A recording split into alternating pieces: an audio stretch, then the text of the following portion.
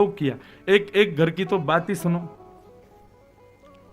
माता जी महीने में एक बार ठाकुर जी की पोशाक बदलती थी बस, और एक बार भी पोशाक बदलती थी तो उसमें भी क्या करती थी, जैसे कि रविवार का दिन महीने में एक दिन ढूंढती थी, सब घर के लोग अपने अपने कामों पे चले गए, उसके बाद में बड़ी परात लेती और उसमें पानी भर के मंदिर में ले जाती, अपने ठाकुर जी के सब पोशाक उतारी, 10-15 ठाकुर जी के स्वरूप, शंकर जी अलग, ब्रह्मा जी अलग, ये अलग वो अलग, सबको एक संग टब में बैठाया और महाराज लगे साबुन से रगड़ने ठाकुर जी को, पियर सोप से ठाकुर जी नहा रहे हैं।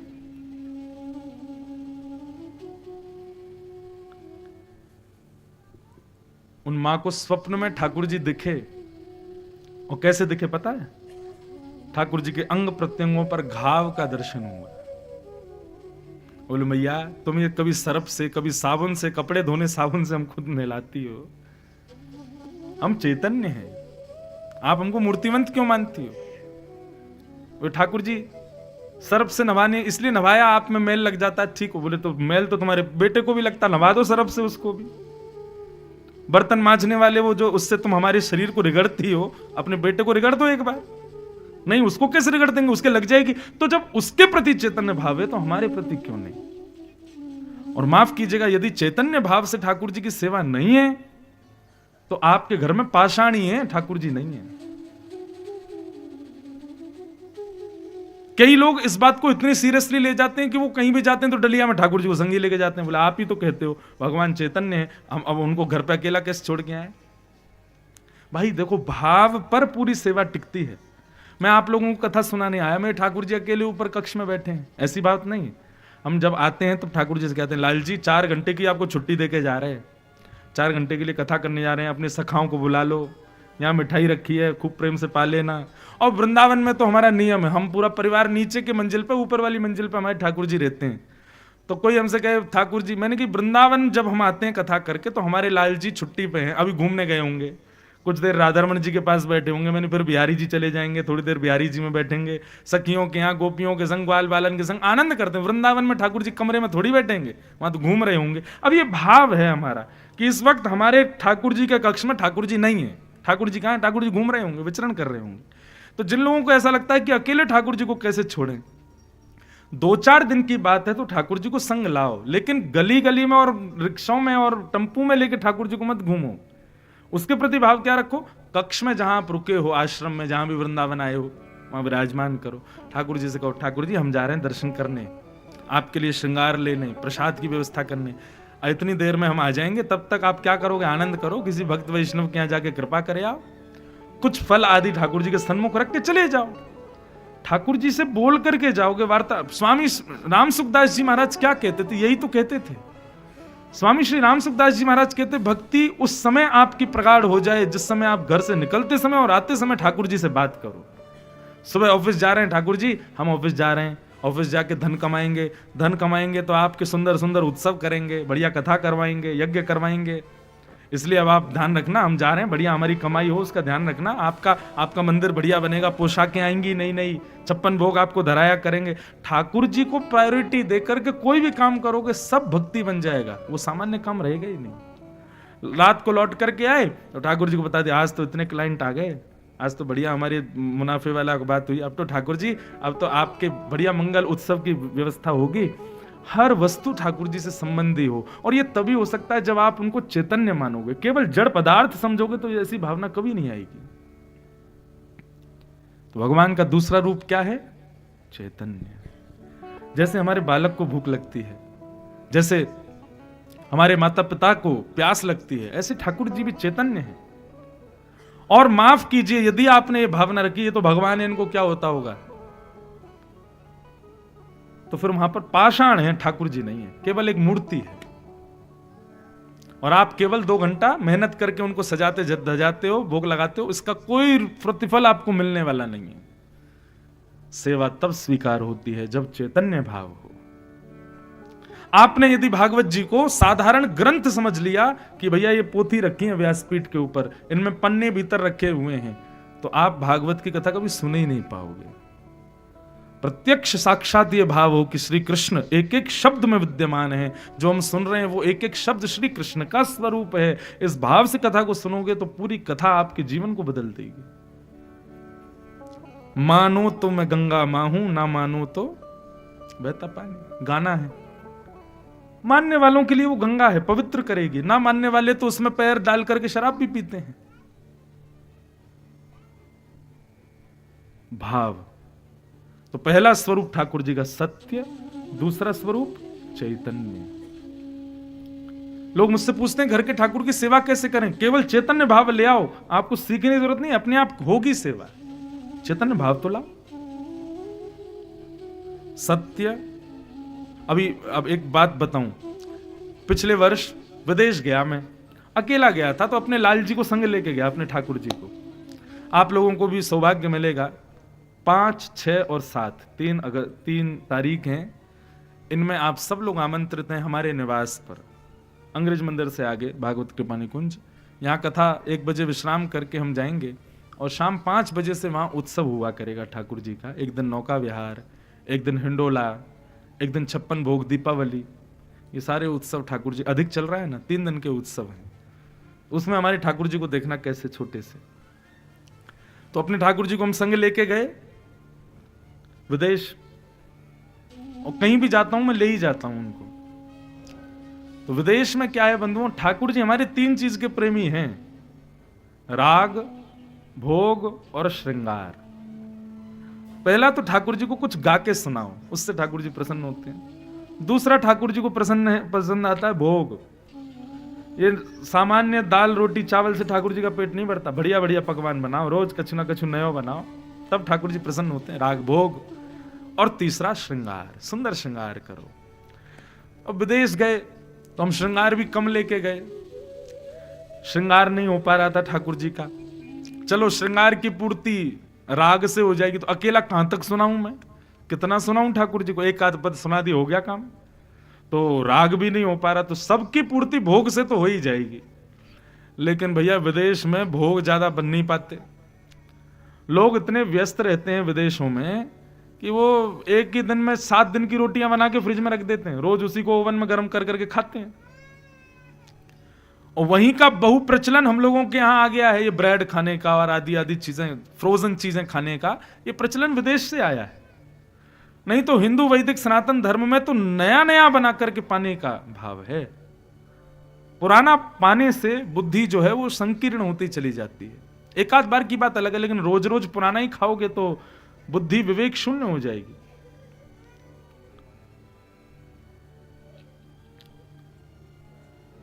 तो वहां पर ज्यादा सामग्री बनती नहीं।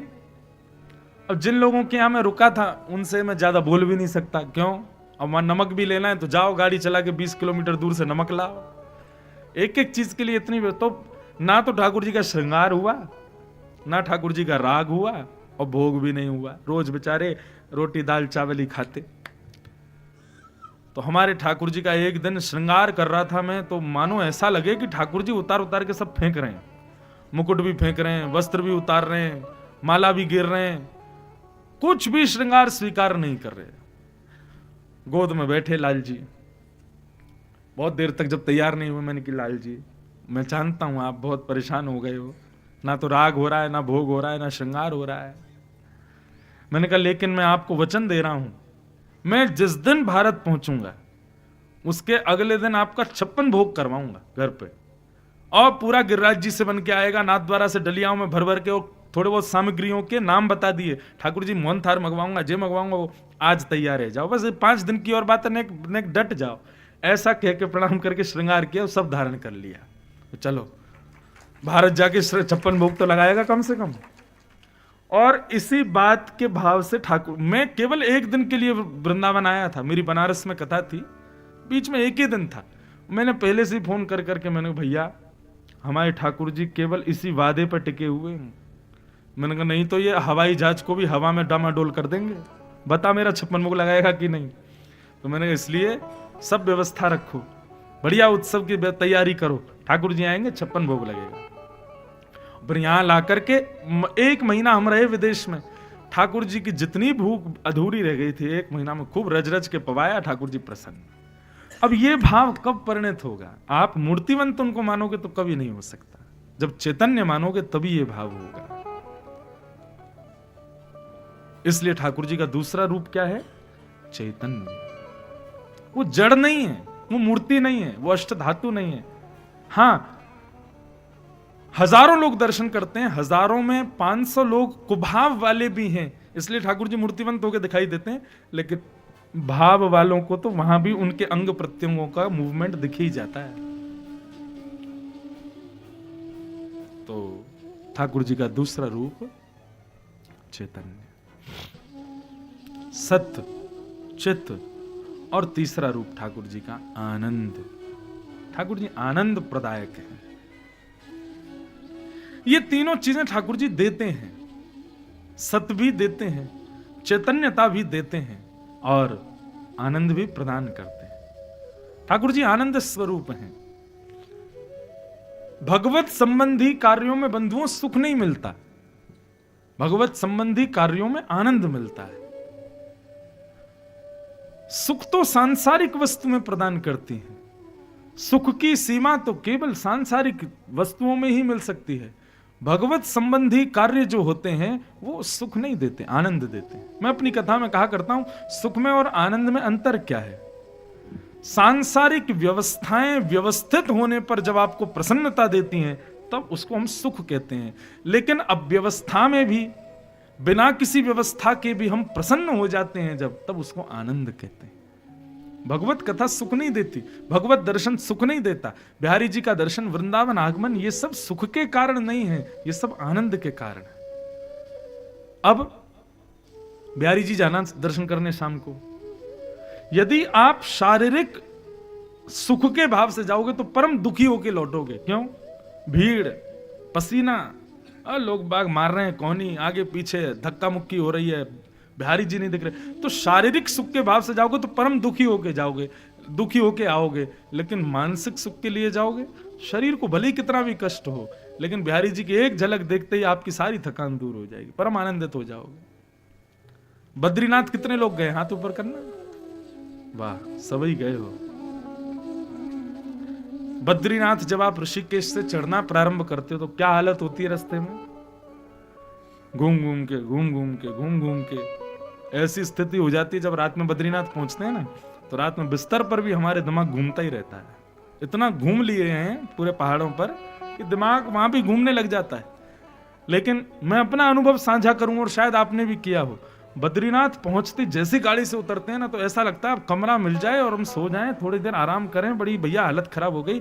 लेकिन हम क्या करते हैं, कमरे में ना जाके सीधे बद्रीनाथ भगवान को दर्शन करते हैं। और जैसे ही श्री बद्रीनाथ भगवान का दर्शन होता है ना, तो रास्ते में जितना सर घूमा था, जितने अंग प्रत्यंग टूटे थे, जितनी हालत खराब हुई थी, उनको देखते ही परम आनंदित शरीर हो जाता है और सारी थकान दूर हो जाती है। इसको कहते हैं आनंद। ये आनंद है। अब हमारी स्थिति ऐसी, अभी मेरा गला भी बैठा है, आपको पता नहीं चल रहा होगा, गला भी बैठा, आंखों में नींद भर रही है, एक एक अंग ऐसा है कि महाराज कोई बस दवा दे, इतना दर्द, इतनी भागदौड़ में लगे हैं। लेकिन कथा बैठती 15 मिनट प्रारंभ होती, ऐसी ऊर्जा आती है भीतर से कि अब चलो 4 घंटे क्या 6 घंटा सुन लो, हम कथा सुनाएं आपको। क्यों? क्योंकि भगवत सेवा, भगवत संबंधी कार्य सुख का भाव नहीं रखता, आनंद का भाव रखता है। भगवान के कितने रूप हैं? 3, सत्य, चित्त और आनंद। भगवान का स्वरूप है आनंद। इसीलिए नंद घर नहीं, नंद घर कृष्ण भयो, नंद घर गोपाल भयो, ऐसा तो कोई नहीं गाता, सब यही गाते हैं, नंद घर आनंद। आनंद ठाकुर जी का स्वरूप है। हमारे सिंघानिया जी आप सबको लेकर के दुबई चले जाएं और दुबई में सबसे महंगे वाले होटल में आप सबको एक एक कमरा दे दें और आप सबको उन कमरों में बंद करके और सबकी चाबी लेकर के कमरों की वापस भारत आ जाएं और आप सबसे कहें भैया दुबई के सबसे महंगे कमरे में हो, बहुत बढ़िया बिस्तर है, बहुत बढ़िया व्यू है, बहुत बढ़िया खाने पीने की सब सामग्रियां हैं, अब एक काम करो, क्या अब 2-3 साल उसी कमरे में ही रहो, बाहर मत निकलना। क्या हालत हो जाएगी? जो पूरे विश्व का सबसे महंगा कमरा है, जिसमें कोई सुख सुविधा की कमी नहीं, उसमें भी आप चंद घंटे रहने के बाद दुखी होने लग जाओगे। सांसारिक सुख यही है। किसी भी स्थिति में ले लो, किसी भी प्रकार का सुख ले लो, उसकी एक लिमिट है, उससे ऊपर वो आपको सुख नहीं दे सकती। लेकिन कभी भगवत चर्चा और भगवत संगी कार्यक्रमों में आकर के देखो, भगवत संबंधी लीलाओं में आकर के देखो, भगवत संबंधी किसी व्यवस्था में जाकर के देखो, उसकी कोई लिमिट ही नहीं है। वो आपको आनंद ही आनंद देता रहेगा, इतना आनंद देगा, इतना आनंद देगा कि आप चाहोगे कि अब शायद ये आनंद कम हो जाए, लेकिन वो कम होगा नहीं। अब आप तो एक सप्ताह कथा सुन रहे हो, हमारी स्थिति क्या, हमारे संग वालों की स्थिति क्या? ये तो महीना में 4-4 कथा सुनते हैं और हर जगह कथा सुनने जाते हैं, लेकिन उसके बाद भी कैसे तत्पर होकर के कथा में मन लगता है। क्यों? क्योंकि कथा वही है, वही विषय है, लेकिन हर बार नवनीत माखन की तरह प्रकट होता है, नया नया कुछ ना कुछ भाव आता रहता है और उसमें मन लगा रहता है। भगवत संबंधी कार्य सुख नहीं, आनंद देता है। तो ये भगवान के 3 रूप हैं, सच्चिदानंद रूपाय। भगवान के 3 रूप, 3 कर्म हैं ठाकुर जी के। क्या? उत्पत्ति, पालन और प्रलय। पहले सृष्टि को बनाना, फिर उसका पालन करना और अंत में उसका संहार कर देना। ये 3 भगवान के काम है। और 3 भगवान के गुण हैं, तापत्रय विनाशाय। 3 प्रकार के तापों का जो विनाश करते हैं। बंधुओं, दुख के कारण 3 ही होते हैं, आदि दैविक, आदि भौतिक, आध्यात्मिक। चौथा दुख का कारण नहीं है, ये 3 ही दुख के कारण है। लेकिन भगवत चरणानुरागी जब वैष्णव हो जाता है तो उसके तीनों दुखों के कारण समाप्त हो जाते हैं। ना तो उसको दैविक दुख मिलता है, ना ही उसको दैहिक दुख मिलता है, ना ही उसको भौतिक दुख मिलता है। भगवत सेवा आते ही, भगवत संबंध होते ही फिर किसी प्रकार का कष्ट सहन नहीं होता, सब सहने की सामर्थ्य आ जाती है। श्री कृष्णाय वयम नमः। अब मीराबाई का चरित्र आप पढ़ो, मीराबाई का चरित्र आप देखोगे तो क्या मीराबाई परम प्रसन्न थी? अगर आप शारीरिक दृष्टि से मीराबाई का जीवन चरित्र पढ़ोगे तो यूं कहोगे भाई इनसे ज्यादा दुखी कोई नहीं था। शारीरिक दृष्टि से ध्रुव जी को देखोगे, शारीरिक दृष्टि से सूरदास जी को देखो, आंखें ही नहीं थी उनकी, बिना नेत्रों के इधर उधर चलते थे, भगवत सेवा भगवत कीर्तन गाते थे। देखने वाले लोगों को बड़ा कष्ट लगता था। बताओ, भगवान का इतना कीर्तन सूरदास जी गाते हैं, लेकिन उसके बाद भी देखो भगवान ने कैसा इनके साथ में अन्याय किया, आंखें ही नहीं दी इनको। सूरदास जी को जब उड़ते उड़ते ये बात पता चलती कि कोई कह रहा है कि भैया भगवान ने बहुत बड़ा अन्याय किया, तुमको आंख नहीं दी, तो सूरदास जी कहते अरे पागल, मेरी बात सुन इधर आ, क्या बोलते हो? बोले ठाकुर जी ने तुमको आंखें नहीं दी, फिर भी तुम भगवान का नाम गाते रहते हो। बोले अच्छा। 2 बातें सूरदास जी ने कही। पहली बात तो इसका मतलब तुम स्वार्थी हो, आंख नाक कान सब व्यवस्थित दिए इसलिए भगवान का भजन करते हो, अब व्यवस्थित देंगे तो नहीं करोगे। दूसरी बात सूरदास जी कहते हैं देख भैया, ठाकुर जी ने मुझे आंख नहीं दी है, भगवान की बड़ी कृपा है। बोले क्यों? बोले तुम सबको आंख दी तो ठाकुर जी ने कहा भाई ठोकर अपने आप देख के चलो, गड्ढे अपने आप देख के चलो, ऊंचाई अपने आप देख के चलो, लेकिन मेरी तो आंखें ही नहीं दी। क्यों? बोले मेरी उंगली पकड़ के ठाकुर जी चलते हैं और मुझे बताते रहते हैं। तुमको तो तुम्हारी जिम्मेवारी पे छोड़ दिया ठाकुर जी ने, गिरोगे तो अपनी आंखों की गलती की वजह से। कोई आदमी गिर जाए अभी चल के, अरे भाई देख के चल भाई यार, लेकिन कोई अंधा व्यक्ति वो गिरे तो आप उसको कहोगे कुछ नहीं, उठाओगे, अरे भाई क्या कहें इसको, अंधा है बेचारा। लेकिन सूरदास जी इस भाव को ऐसे लेते, संसार के लोगों के पास आंख है, मतलब ठाकुर जी ने उनको उनकी जिम्मेवारी पर छोड़ रखा है, मेरी जिम्मेवारी तो ठाकुर जी ने उठाई है, वही मेरी हाथ पकड़ के यथावथा सब जगह लेके चलते हैं। भगवत संबंध होने के बाद में फिर दुख सा नहीं लगता। भगवत संबंध जब तक नहीं होता तब तक हम कोसते ही रहते हैं, ऐसा पति क्यों दिया, ऐसी पत्नी क्यों दी, ऐसे बच्चे क्यों दिया, ऐसा परिवार क्यों दिया, ऐसे खानदान क्यों दिया, ऐसा क्यों हो रहा है मेरे साथ, ऐसा क्यों हो रहा है, ये क्यों हो रहा है, वो क्यों हो रहा है। लेकिन भगवत संबंध होने के बाद फिर व्यक्ति दुखी नहीं होता, अपनी हर स्थिति में वो कोई ना कोई भगवत कृपा ढूंढता है। ठाकुर जी ने प्रिय पति नहीं दिया, पति अच्छा नहीं दिया, तो इस बात पे भी पत्नी पता क्या सोची, बढ़िया हुआ ठाकुर जी ने बढ़िया नहीं दिया, नहीं तो इसी में ही मन लगा रहता। ठाकुर जी ने विपरीत बुद्धि वाला पति दिया, इसका मतलब ठाकुर जी चाहते हैं जितना तुम इसको मन देना चाहते हो उतना भी मुझे ही दे दो।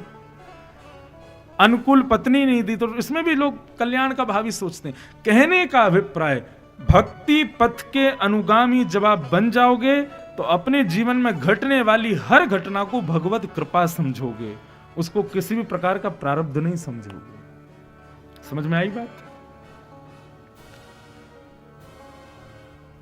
किसी कार्य को करने में 5 करोड़ की प्रॉफिट होने वाला है, लेकिन किसी कारण से वो कार्य रुक जाए तो सांसारिक व्यक्ति तो रो रो करके मर जाएगा, लेकिन भगवत भक्त व्यक्ति उसमें भी प्रसन्न होगा। शायद भगवान की कोई इच्छा अलग है, इसलिए ये कार्य मेरा नहीं बन पाया। तो इसलिए भगवत भक्त जब होता है तो उसके सब ताप नष्ट हो जाए। ऐसा नहीं उसके ऊपर ताप नहीं आते। मैं व्यासपीठ पर बैठा हूं तो ऐसा नहीं मैं कभी दुखी नहीं होता या बीमार नहीं होता या मेरे जीवन में कोई कष्ट नहीं आता। आता है, पर विश्वास मानिए, व्यासपीठ पर बैठ करके कह रहा हूं, झूठ नहीं बोल रहा हूं, अनुभव नहीं होता ज्यादा। और अनुभव होता भी है ना तो व्यासपीठ पर बैठने के बाद में फिर उसका जो पीड़ा है, उसका जो कष्ट है, वो सब निवृत्त हो जाता है। कितनी बार ऐसा हुआ है कि हाई टेम्परेचर बुखार में हम कथा करने आए हैं और व्यासपीठ पर बैठते ही ठीक हो जाते हैं। भगवत संबंध होते ही सारे कष्ट, सारे दुख, सारी पीड़ा सब दूर।